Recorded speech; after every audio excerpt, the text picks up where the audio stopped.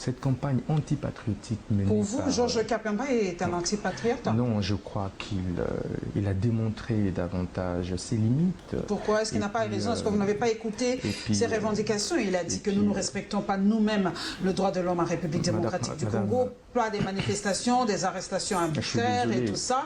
Et pourquoi aller au Conseil des Nations Unies des droits de l'homme? Pourquoi? Ça s'appelle, madame, en politique, de l'aliénation. C'est un monsieur qui est aliéné, vous voyez, qui est manipulé par les impérialistes. Oh, c'est trop facile, vous aussi.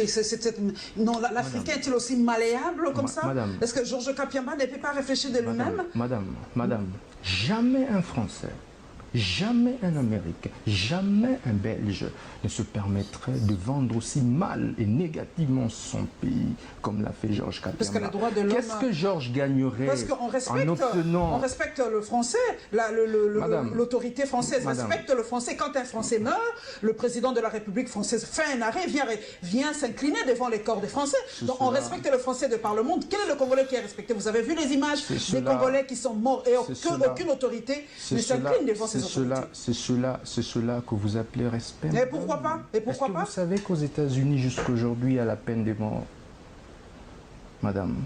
C'est cela que vous appelez... Pas dans tous les États aux États-Unis. Pas dans tous les États aux États-Unis. Est-ce que vous savez qu'aux États-Unis...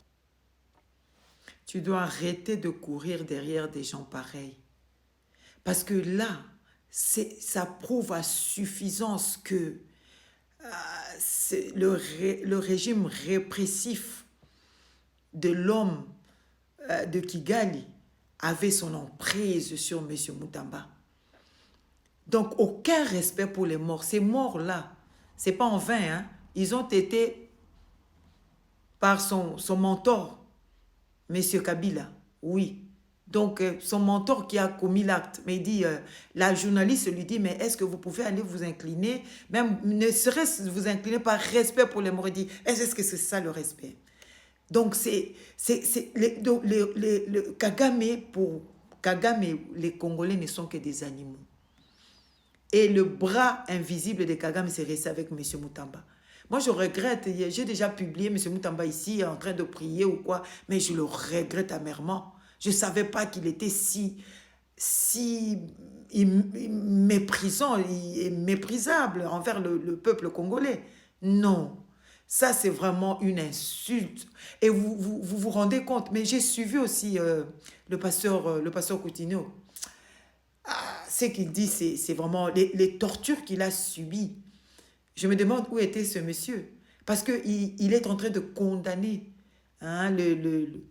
l'avocat du droit de l'homme. Il est en train de condamner le monsieur du droit de l'homme, monsieur Georges Kapiamba, pour dire que, écoutez, il devait se taire et n'est pas à condamner les crimes, les massacres des Congolais, les arrestations arbitraires. Oh là là, quelle éthique ce monsieur a? Non, je suis désolée. Une jeunesse pareille, on n'en veut pas. C'est vraiment désolant.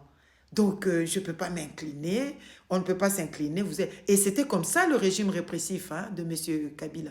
Donc c'était la terreur. Personne, même s'exprimer, c'était la terreur. Et M. Mutamba était là.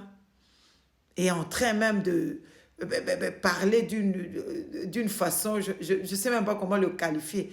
Ça, c'est même plus son ego. C'est-à-dire, il se voit supérieur, il se voit déjà arrivé, il se voit qu'il peut tout se permettre. Mais cet homme, pour un ministre de la Justice, il n'a jamais eu d'éthique. C'est jamais eu d'éthique.